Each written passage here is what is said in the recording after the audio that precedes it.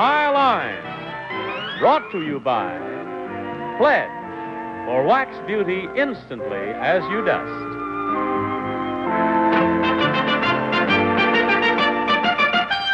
And now let's all play What's My Line?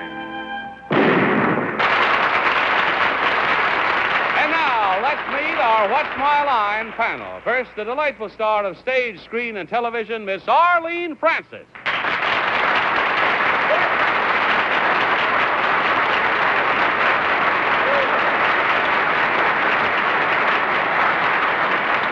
Thank you. And now a talented gentleman who, with his beautiful wife, has been causing cash registers to ring all over St. Louis, will be repeating it by doing The Bells Are Ringing at the Carousel Theater in Los Angeles. Mr. Allen Ludden.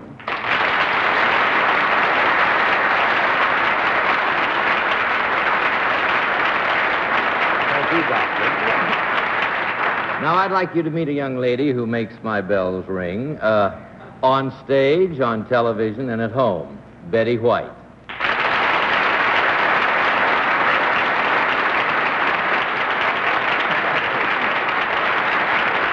Thank you very much. And here's a fellow who makes my bells ring, along with this one, because he's my favorite punster. And I get in trouble for making puns at home, but I always know that I have a good ear with Doctor of Laws, Bennett, Cerf.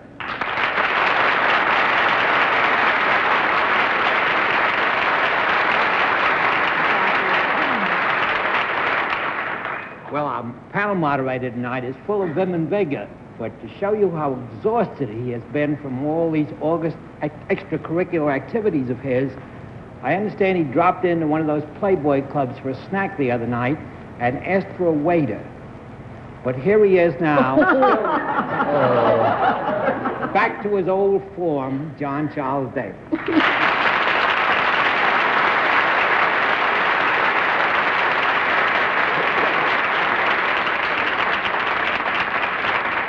Anybody mention eggs? Huh? Nobody mentioned eggs. Well, Mr. and Mrs. Ludden, it's nice to see you there together. Thank you, John. Betty White and Alan, and hope you have some fun in the next half hour. We've got some very interesting occupations to take care of the next half hour, and we trust take care of you, too. We'll also have a famous mystery guest before the panel a little bit later in the program, but right now let's meet our first contestant. Will you enter and sign in, please?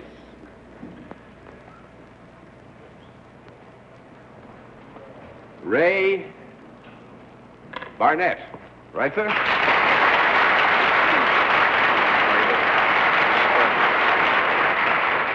Well, Mr. Barnett, where are you from?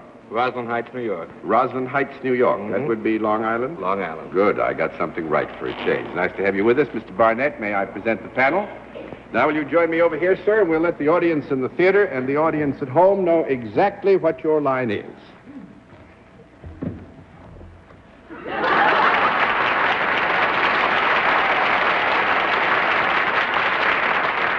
All right, panel, we can tell you that Mr. Barnett is salaried and deals in a product. And we'll begin things with Arlene Francis. Well, Mr. Barnett, the audience was amused by your product. Would I be? I don't think so. All right. That's one down and 9 to go, Mr. Ludden. Well, would your product be found in the home? Yes? Would it be the kind of product that I would use as readily as my wife? It's highly unlikely. 2 down and 8 to go, Betty. Mr. Barnett, you don't know my husband.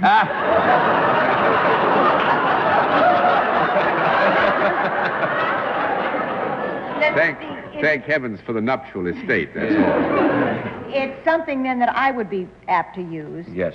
You don't know my wife. Would it be, found in one particular room in the house as opposed to generally in the house? Not necessarily. Well, with Mr. Barnett's permission, I will agree that in normal circumstances, we would expect to find it in one area of the house, not necessarily to the exclusion of the rest of the house, but its normal locus would, I think, be in one area, yes.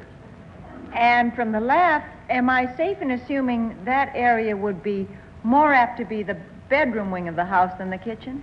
More apt to be, yes. More apt to be. You wouldn't leave this lying around in the kitchen, things like that, whatever they Well, it's been done. It's been done, but you probably wouldn't. Would it improve my appearance in any way? Oh, very definitely.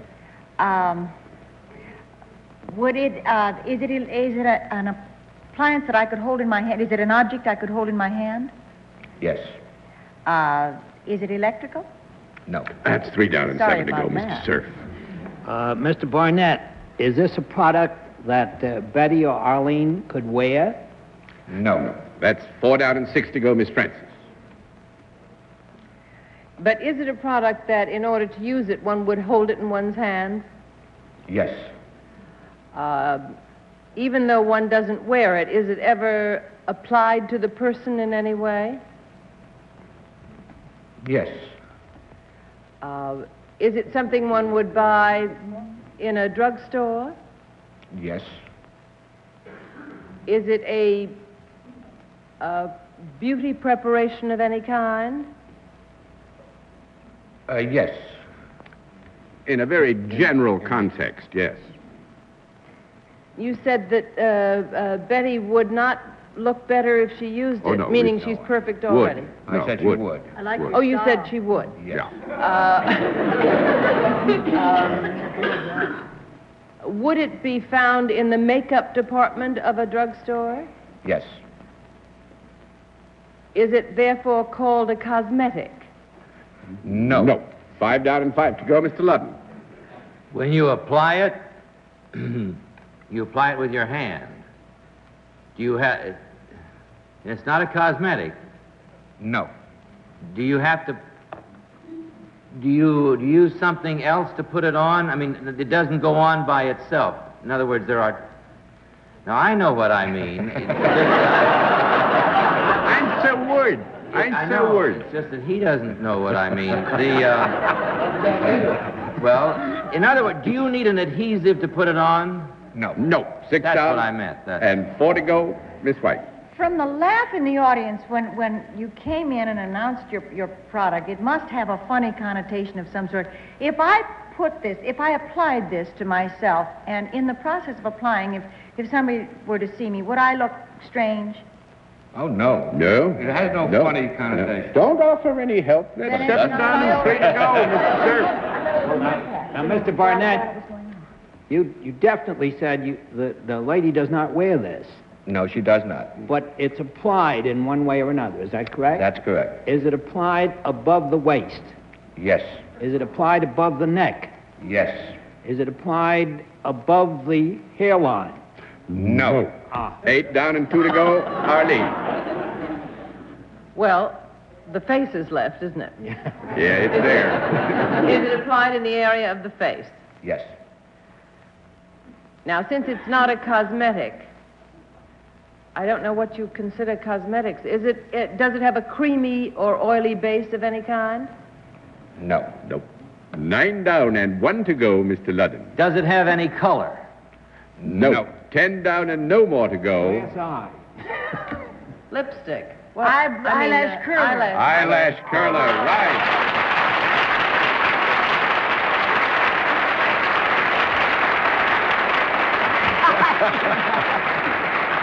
And, Alan, you can take this up with your wife when you get home I'll tonight. have to speak to her. I've always thought you had long, curly eyelashes and never knew how it They're happened. natural. They're just natural, that's all. Mr. Barnett is vice president in charge of merchandising for Curlash Company.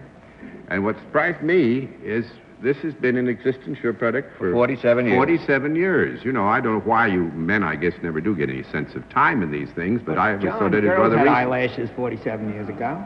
Beg pardon? I said girls had eyelashes 47 years ago. Don't you remember? They did? Really?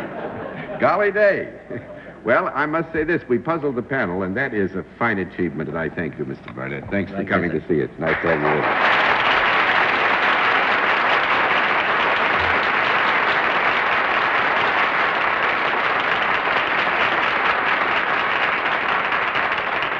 Golly, they had them 47 years ago. That's enough to curl your hair, isn't it? We'll have another contestant for you in just a moment after this word.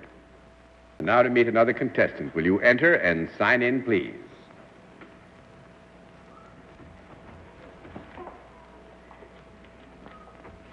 Louise Tesma, right?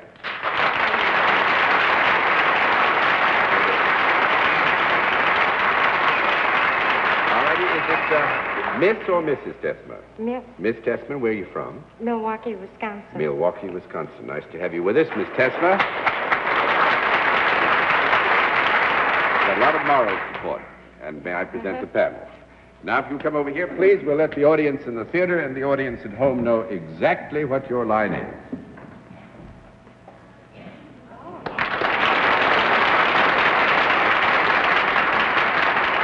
right. Panel, we can tell you that Miss Tesma is salaried and deals in a service, and we'll begin everything with Bennett Cerf. Well, Miss Chestnut, when you hear the word Milwaukee, you think of Schlitz, Blatt, Pabst. Has your service got anything whatever to do with food or drink? No. 1 down and 9 to go. Arlene. Miss Tesma, do you work indoors? Yes. Would I come to you for your service? Occasionally, perhaps. If you were a wont to avail yourself of it, yes, you'd go to her. Do you work for a non-profit making organization? Yes. Yes. Do you work for any branch of a government? Yes. Ours, preferably. Is there anything in your... Do you wear a uniform of any kind in your job? No. Let me have just a small conference. That's good. 2 down and 8 to go. Mr. Ludden. Well, John has suggested that she might not want to avail herself of your services. Are your services the kind that I might not want to avail myself? In other words, are your services regulatory in any sense? Regulatory? Yes, regular. That's a good question, isn't it, John? Yeah, that's a good question. We may not be able to answer it, but it's a perfectly good question.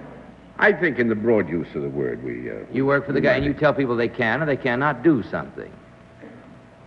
In a manner of speaking, though, well, with your permission, I said, in a broad context, yes, regulatory. Do you have anything to do with the city government? Yes. Do you have anything to do with the recreation department of the city government? No. No. That was the 3 broad. down and 7 to go. Betty. Do you, Miss Tesmer, have anything to do with traffic in any sense of the word? Yes. And you do not wear a uniform. And you work outdoors sometimes, you said. No. No, not ever. You work indoors. It was indoors, yeah. Uh-huh. Well, do you have anything to do with traffic tickets in any sense? Anything at all to do with traffic Anything tickets? at all to do? I mean, do you get one occasionally or something? No. No, I think since you closed down on that a bit, so we'll give you a no. That's 4 down and 6 to go. Well, Miss Tesma, then do you have anything to do with the courts or the police in any way of the city of Milwaukee? No. No? No. That's a rough one, but I have to let it stand. That's 5 down and 5 to go, Miss I Francis. know the mayor out there, Miss Tesma. You better be careful. So do I. Don't threaten our witnesses. Arlene? Do you have anything whatsoever to do with fines? No. John is nodding and you're saying no. Wait a We're in minute. a lot of trouble We got to with have a that. conference. You have that many conferences with Mr. Burnett.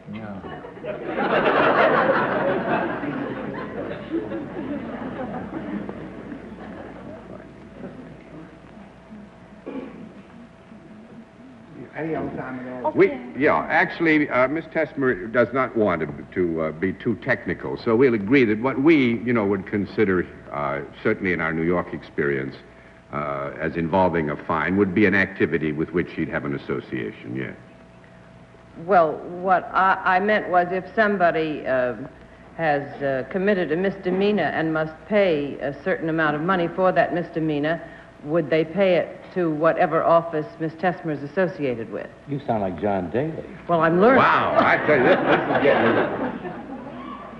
I just wanted to give them another chance for a conference. Tell you what, I'm going to throw all the cards over and give you one wild guess. I think you're all playing close to it. What is it you had in mind? Lawyer and works in a judge's office or something. Well, you're close, Bennett, because I want you to meet municipal judge. I was going to say a judge.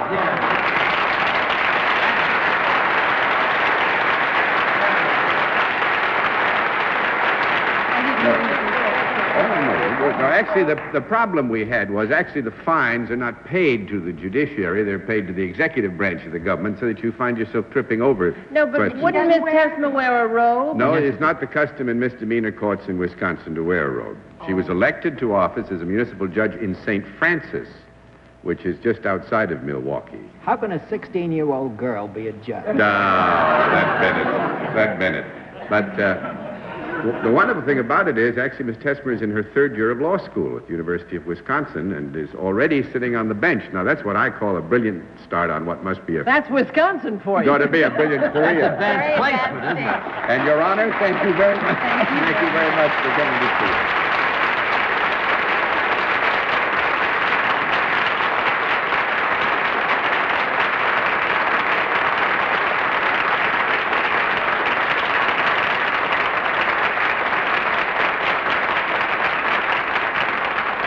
We'll meet tonight's mystery guest in just a moment, but first, this message.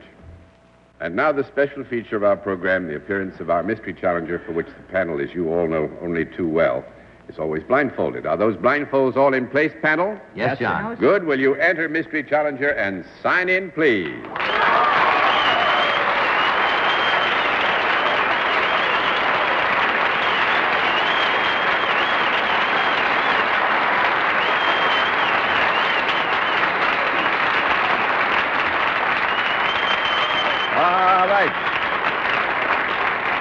You will remember, panel, that in this case it's one question at a time in turn, moving clockwise, and we will begin things with Allen Ludden. Well, from that gasp the audience just let out, that's got to be a lady. It is, thank you. Are you primarily known for your activities in the movies? That's 1 down and 9 to go, Miss What White. was that? That was a no. That was a no. That was a no. Are you better known for your work on the Broadway stage? What was that? I didn't hear anything. Well, when you say better known than what? Better known than in the movies or principally known? Principally known. That's a no, too. That's 2 down and 8 to go, Mr. Cerf. I ever heard. Well, would your principal activities therefore take place in nightclubs? That was a yes. Oh, that's very good, Bennett. Sounded just like a no. Well, I'll never get it from her voice, I'll say that. Arlene?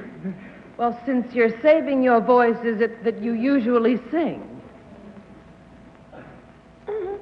No? Yeah. Oh, yeah, yeah. that was a yes. Oh, yes, that was a yes, Mr. Ludden. You usually sing. Well, now, let me think. Who sings that softly?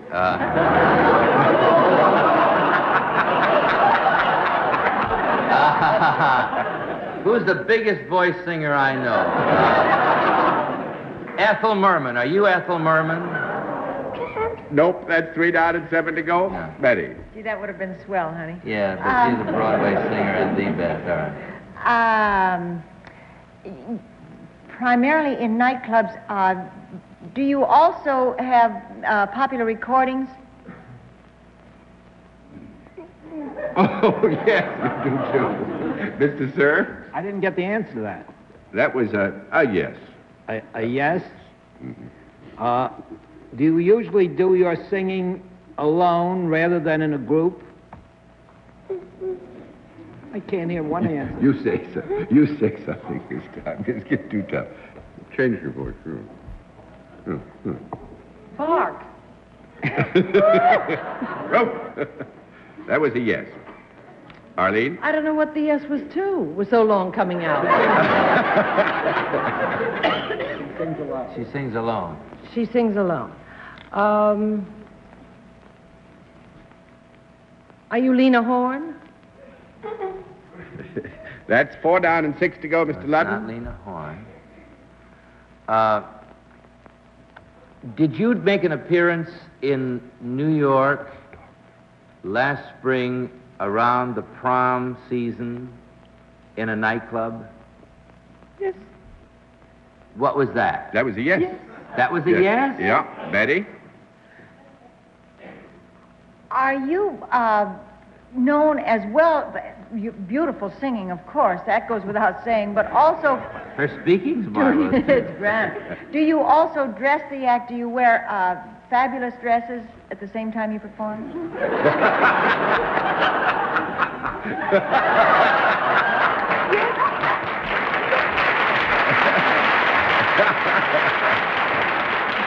I think I know what you're reaching for, and the answer would be yes, but don't be misled. Mr. Cerf. Well, now I'm going to, if I may, narrow it down to 3 people. Are you either Ella Fitzgerald, Diane Carroll, or Pearl Bailey? Yes. Which one? Oh, Bennett. Bennett, now you know who it is. Pearl Bailey.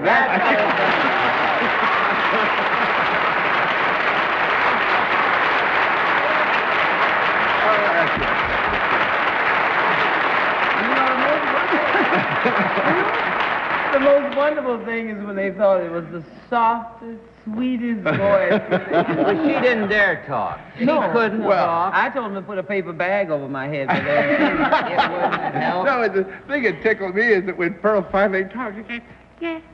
Yeah. I didn't think she could do that. I thought that was you talking, John. No, but that's the voice you really couldn't disguise. I don't think if she'd said anything more than that, that's the voice I would have recognized doing anything except that ridiculous thing she did, whatever it was. Yeah. Well, it's big and rich and glorious and grand and has given so much pleasure, Pearl, and it's, I know that gives you much satisfaction, but we are in your debt because you have given so much pleasure. And thanks for having such a fine sense of humor, too. She was having more fun when you asked about the dresses. She got up and did a thing, you know, like you do at a fashion show. It's the most frustrating thing when you can't You should have felt wonderful. Did you hear what that audience did when you walked out there? Yes, I think that's what kept the voice going up. I wasn't going to lose. What did you do when you walked out to make them do that? Not a thing. Just No, stood there. I tell you what I did. I came out, I hope with love. And it just... I hope it Well, went they love all you. over. That'll do it every time. Thank you.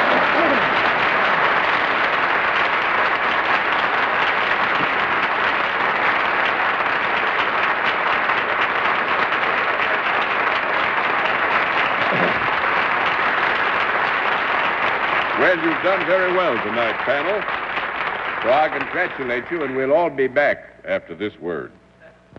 Mr. and Mrs. Ludden, nice to have had you with us, and you can take up the eyebrow or eyelash bit when you get home and have a lot of fun. Thank you, John. We will. And good night, Arlene Francis. Good night, John. Good night and good luck, Alan. Thank you, dear Arlene.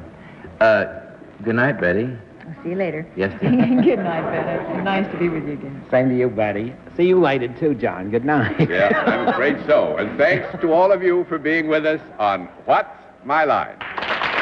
It's about strategy. When the timing's right, you strike. It's about psychology. I'm trying to figure her out right now. It's about reading your competitors to see who is too greedy Give me. and who's just greedy enough.